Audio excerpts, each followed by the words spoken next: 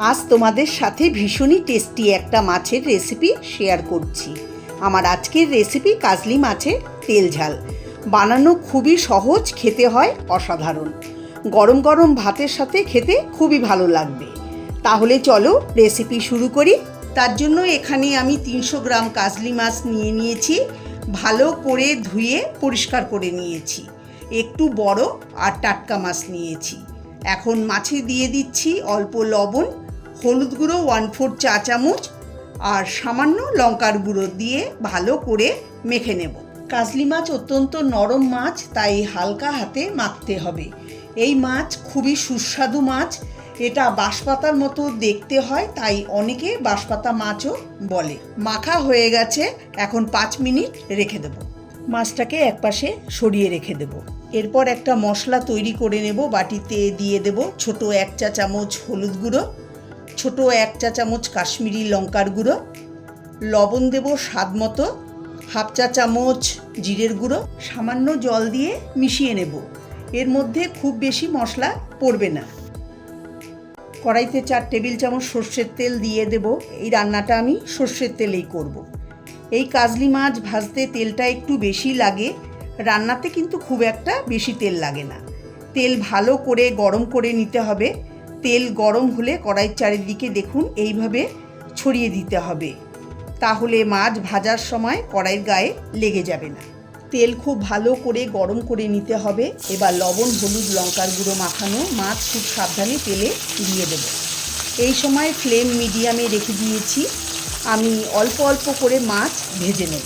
এই কাজলি মাছ খুব নরম হওয়ায় ভাজার সময় ভেঙে যাওয়ার সম্ভাবনা থাকে, তাই খুব সাবধানে ভাজতে হবে।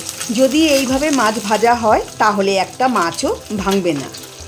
এক পাশ ভালো করে ভাজা হয়ে গেছে, অপর পাশ খুব সাবধানে উল্টে দিতে হবে।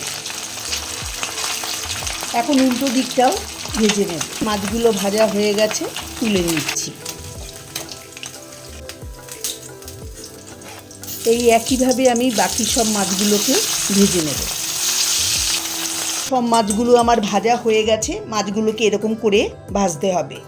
মাছ ভাজার ওই তেলে ফোড়নে দিয়ে দিচ্ছি 1/4 চা চামচ কালো জিরে, একটা শুকনো লঙ্কা আর 2টো কাঁচা লঙ্কা। 30-35 সেকেন্ড কালো জিরে, শুকনো লঙ্কা আর কাঁচা লঙ্কা ভেজে নেব। কাঁচা লঙ্কা যদি এইভাবে তেলে ভাজা হয় তাহলে ঝোলের স্বাদ বেড়ে যাবে। এখন তৈরি করা মশলা দিয়ে দেব।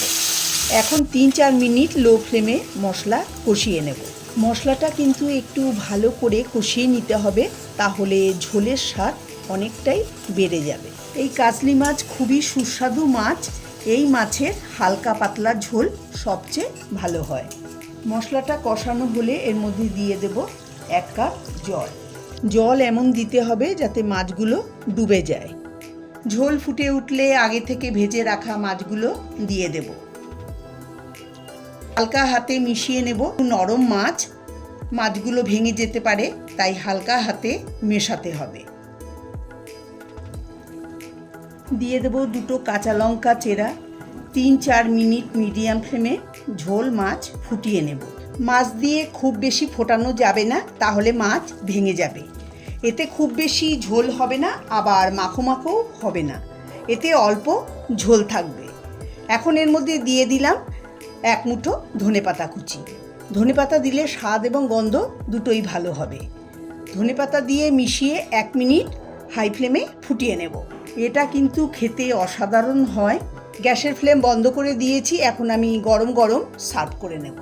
আমার আজকের এই রেসিপি আপনাদের কাছে কেমন লাগলো অবশ্যই জানাবেন। যদি ভালো লেগে থাকে তাহলে আপনারা বাড়িতে অবশ্যই একবার ট্রাই করে দেখতে পারেন। আশা করি আপনাদেরও ভালো লাগবে। ভালো লাগলে লাইক, কমেন্ট, শেয়ার করবেন। আমার চ্যানেলে নতুন বন্ধু হয়ে থাকলে চ্যানেলটাকে অবশ্যই সাবস্ক্রাইব করবেন, পাশে থাকা বেল আইকনটি সমেত। সবাই ভালো থাকবেন, সুস্থ থাকবেন। নমস্কার।